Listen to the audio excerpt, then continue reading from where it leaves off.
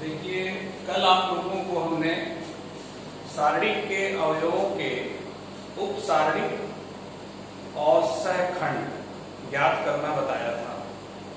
सहखंड को सहगुणनखंड भी कहते हैं, ठीक है। तो उपसारणिक को इंग्लिश में माइनर और सहखंड को कोफैक्टर।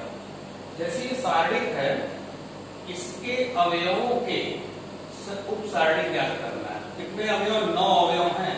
9 अवयव के उपसारणिक और सहखंड ज्ञात करना है। तो आपको मैं बताया था कि पहले भी इसके पहले की वीडियो में एक सवाल और बता रहा हूं।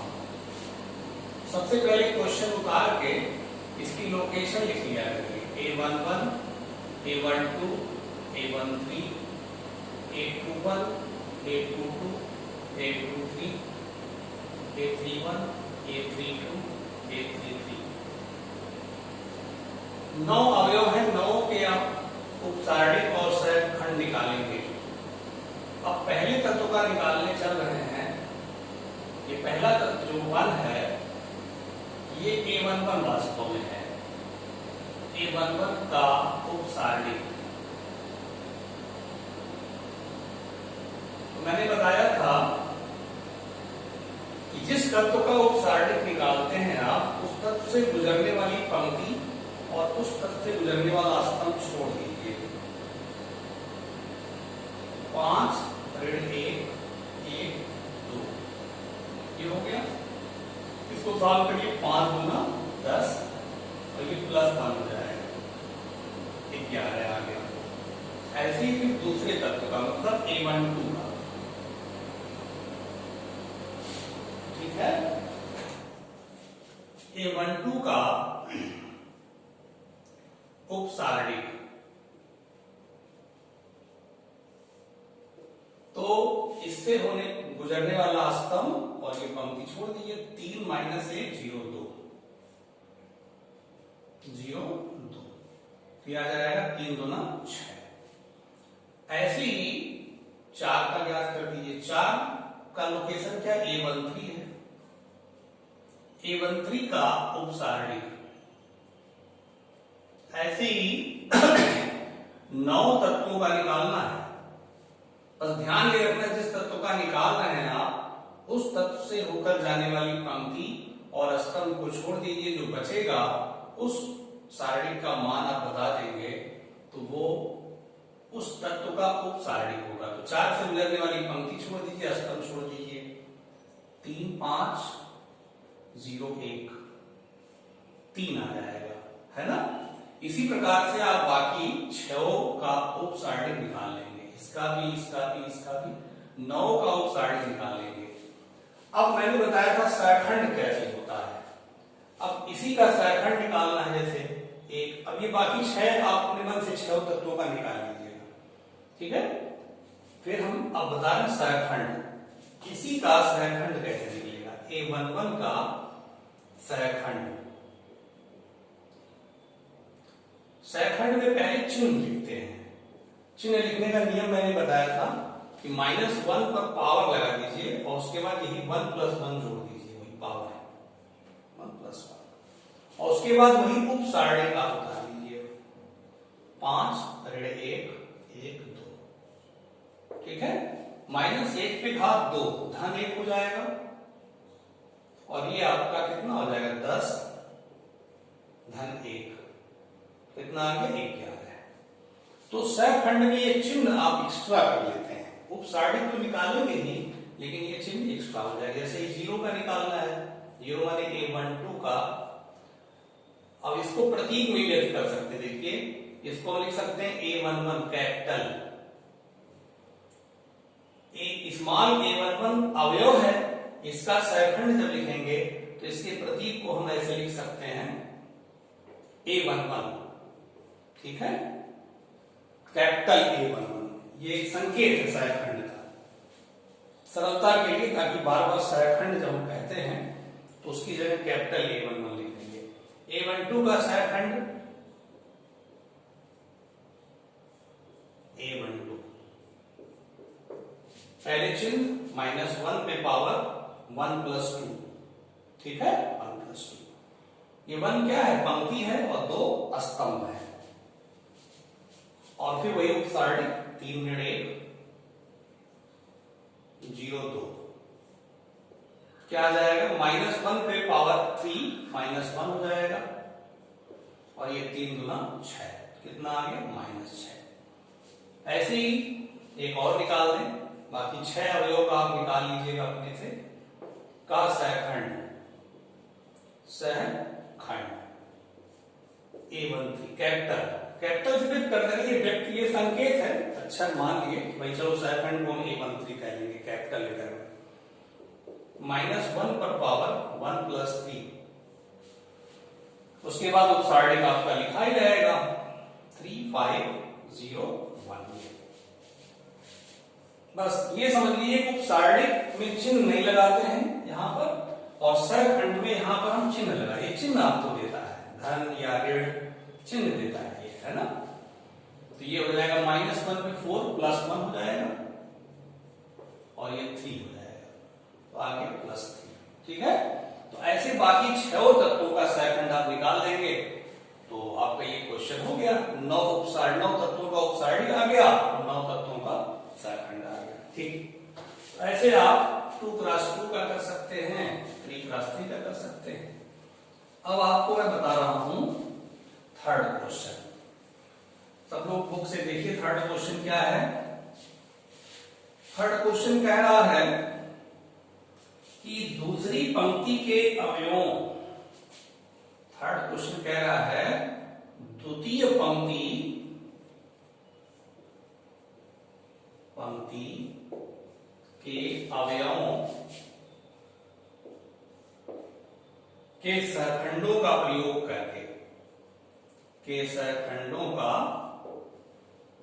करके,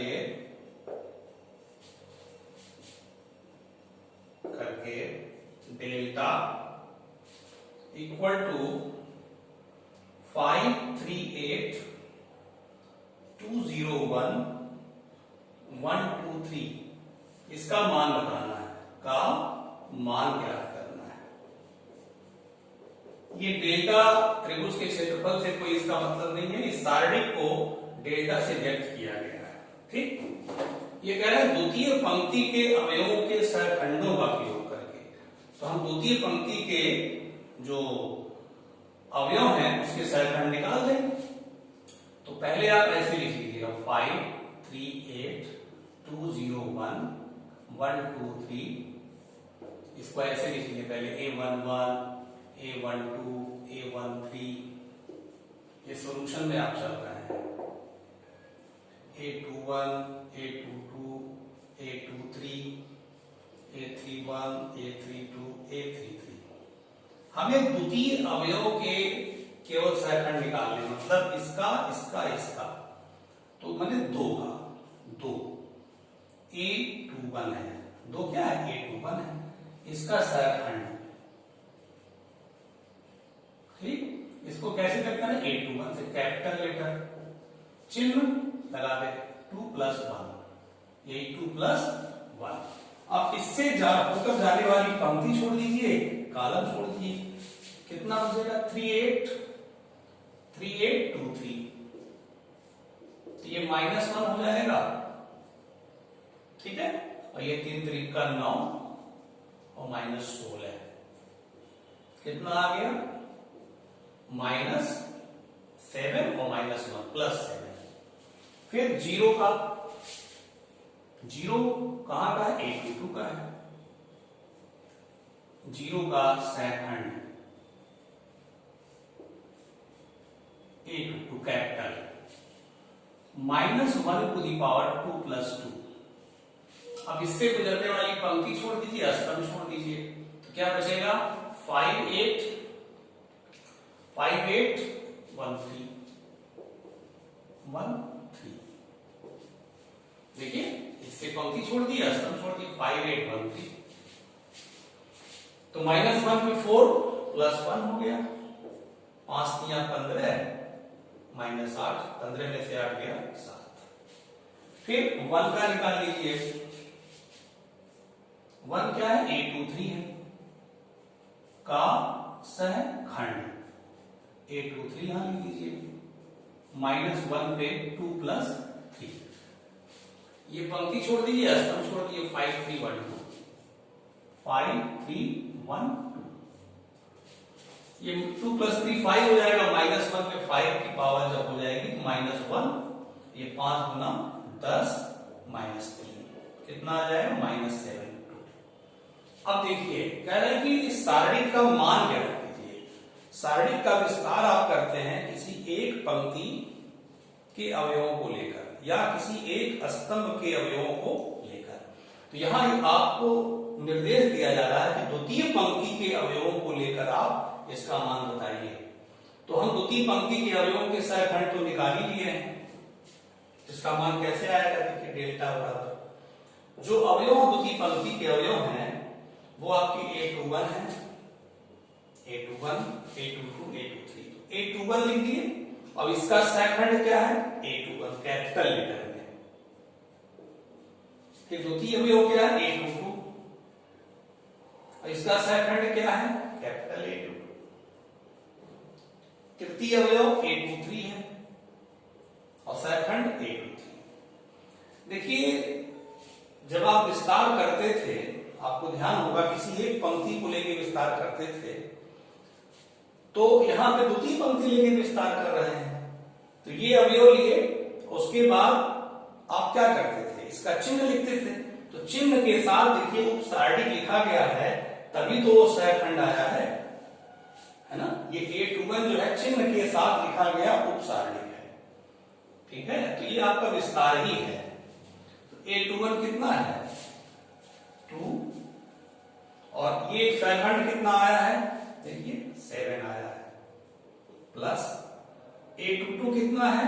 0, इसका सहखंड कितना आया है? 7, A23 कितना है? 1, इसका सहखंड कितना आया है? -7, ठीक है। ये 14 हो गया, -7 बराबर 7 आ गया। तो ये चीज आपकी समझ में आ गई होगी। अगर नहीं आई है तो इसको फिर से समझिए आप। जैसे इसका कोई विस्तार करने को आपसे कहता और ये कहता कि द्वितीय अवयव लेकर विस्तार करिए, तो कैसे करते? इसको समझने के लिए केवल बता रहे हैं, समझने के लिए ये चीज कैसे हो गया। ये विस्तार ही है, वास्तव में सहखंड आप बोल करके विस्तार किए हैं। देखिए द्वितीय पंक्ति के अवयव को लेकर विस्तार करने जा रहे हैं, तो ये क्या होता है? प्लस माइनस, तो माइनस चिन्ह होता है ना, माइनस चिन्ह होता है, और 2 लेते हैं, फिर इसकी पंक्ति छोड़ देते हैं, स्तंभ छोड़ देते हैं, 3823 3823 प्लस माइनस प्लस, प्लस होता है 0, ये पंक्ति छोड़ देते हैं, स्तंभ छोड़ देते हैं, 5813 प्लस, फिर देखिए ये इसका चिन्ह क्या होता है? प्लस माइनस होता है, -1, ये पंक्ति छोड़ देते हैं, स्तंभ छोड़ देते हैं, 5312 देखिए ये अवयव है, ये क्या है? ये आपका A21 है, और ये चिन्ह लेकर के पूरा क्या हो जाता है? कोफैक्टर सहखंड। ये एलिमेंट A22 है और ये A22 आपका सहखंड हो गया। ये A23 कितना है? +1, और A23 कितना है? माइनस के साथ ही होगा। तो अब इसको सॉल्व करेंगे, इतना ही आएगा। देखिए -2 9 -16, ये 0 हो जाएगा, -1 10 -3 -7 बड़े -2 14 हो गया, और +0 -7, कितना आ गया? 7 आया कि नहीं? तो एक प्रकार से विस्तार ही ये किया गया है, लेकिन इनका ये कहना था कि सहखंड निकाल करके केवल 3 सहखंड निकालिए, तो 3 अवयव का, द्वितीय पंक्ति के तीनों अवयवों का सहखंड निकालिए, और उस सहखंड का प्रयोग करके आप सारणिक का मान बताइए। तो इस प्रकार से प्रसार ही है ये, ठीक है। समझ के रखेंगे आप, इसको नोट कर लीजिएगा। मतलब ये नहीं नोट कर रहे तो केवल समझाने के लिए होता है, ठीक है। चौथा देखिए,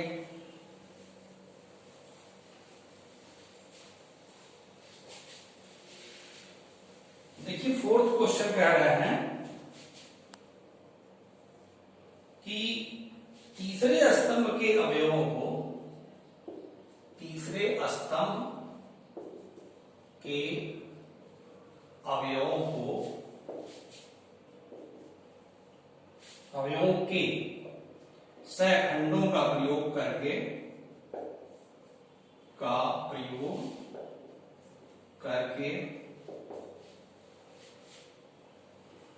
सारणिक 1 1 1 x y z y z z x x y इसका मान बताना है, मान ज्ञात करना है।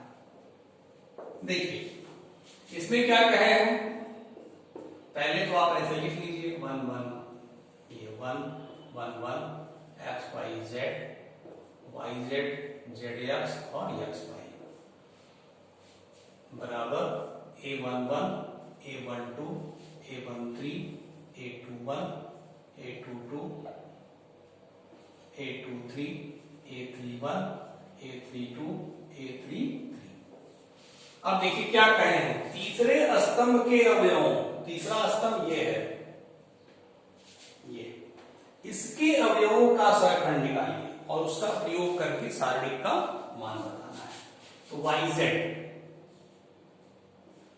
तीसरा स्तंभ हम ले रहे हैं, YZ क्या है, A13 है का सहखंड कैपिटल A13 लिखिए, जो अवयव रहेगा उसी का जो सहखंड निकलेगा तो वही 13 लिख देते, कैपिटल बना देते तो ये सहखंड आपका व्यक्त हो जाता है। क्या चिन्ह पहले लिखिए 1 + 3, ठीक है। इससे पंक्ति छोड़ दीजिए, कॉलम छोड़ दीजिए, 1y 1z, ये +1 हो जाएगा, +1 हो गया, ये z - y, ठीक है, तो हो गया z - y। फिर द्वितीय अवयव का ये zx का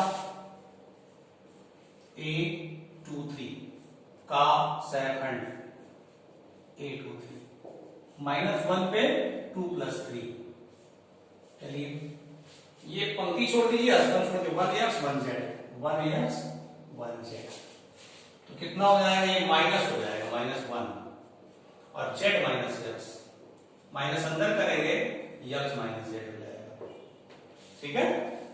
फिर xy का सहखंड नीचे लिख दें, xy माने xy क्या, A33, भाई ये लिखने से ना आपको पता तुरंत लग जाता है कि किस पंक्ति किस स्तंभ का है, का सहखंड A33 -1 पे पावर 3 + 3, ये छोड़ दीजिए, ये छोड़ दीजिए, 1x 1y 1x 1y, ये आपका +1 हो जाएगा, y - x आगे y - x। अब चलिए पूरे का मान पूछना, डेल्टा बराबर कौन सा अवयव लिए थे, A13, तो इसका सहखंड कैपिटल A13, फिर A23, इसका सहखंड A23, फिर A33 लिए थे, इसका सहखंड A33, बस अवयव क्या है, YZ, और उसका सहखंड कितना आया है, Z - y। A23 कितना अवयव है, ZX, और उसका सहखंड x - z। A33 कितना है, XY, और उसका सहखंड y - x। अब इसका आप सरलीकरण कर दीजिए, गुणनखंड कर दीजिए, YZ Z - y प्लस इसका गुणा कराइए, ZX² - Z² x plus XY² - X² y, YZ Z - y plus, अब देखिए ZX² और ये ZX² और ये ले लें, ZX² - X² y, ये और ये एक साथ कर लिए, और ये दोनों एक साथ कर लीजिए, -Z² x प्लस XY², ये और ये एक साथ, ठीक है। गुणनखंड कर रहे हैं Z - y इसमें आप कॉमन ले लीजिए एक्स स्क्वायर, क्या बचा जेड माइनस वाई। इसमें आप कॉमन ले लीजिए माइनस एक्स, क्या बचा z square minus y square. अब पूरे में से क्या कॉमन है, पूरे में देखिए जेड माइनस वाई कॉमन है, क्या बचा y z plus x square minus x z plus y, ठीक है। ये मान आ जाएगा। तो ऐसे सहखंड निकाल करके आप, मतलब इस चैप्टर का मतलब ये है ना, ये सिखा रहा है सहखंड कैसे निकाला जाएगा और उसकी सहायता से कैसे सारणिक का अनुमान बताएंगे। जेड माइनस वाई, अब देखिएगा उसमें आपका क्या बचा, ब्रैकेट तोड़ दें, y z plus x square minus x z minus x y, z minus y, y z और ये एक साथ कर लीजिए, y z minus x z एक साथ हो गया और plus x square minus x y, ये एक साथ हो गया। जेड माइनस वाई, इसमें क्या कॉमन है जेड बचा वाई माइनस एक्स, इसमें क्या कॉमन है एक्स बचा एक्स माइनस वाई, ठीक है। अब आप जो है इसमें से दोनों में से x माइनस वाई कॉमन ले लीजिए, तो क्या बचेगा माइनस जेड प्लस एक्स। तो ये हो गया आपका z minus y x minus y, है ना।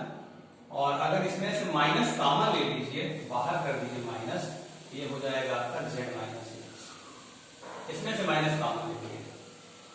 अब ये माइनस अंदर कर देंगे, ये माइनस अंदर कर दिए, y माइनस जेड हो गया, x minus y z minus x. ये इसलिए ऐसा लिख रहे हैं कि चक्रीय क्रम में हो, x y हो, y z हो और z x हो। इसको थोड़ा और अच्छे से लिख दीजिए, x minus y, y minus z और z माइनस एक्स, ये आंसर आ गया, ठीक है। तो कहने का मतलब ये है कि जब हम सारणी का मान लिखते हैं, जो आपका अवयव रहता है उसी का सहखंड लिखते हैं। तो 1 3 अब यहां भी 1 3 है, 2 3 अब यहां भी 2 3 है, 3 3 अब यहां भी 3 3 है, मतलब इसी का सहखंड है ये, और ये भी इसी का सहखंड है और ये इसका सहखंड है। तो सहखंड लिख करके ये विस्तार आपने यहां पे दिखाया है। पांचवा देखिए, पांचवा क्वेश्चन,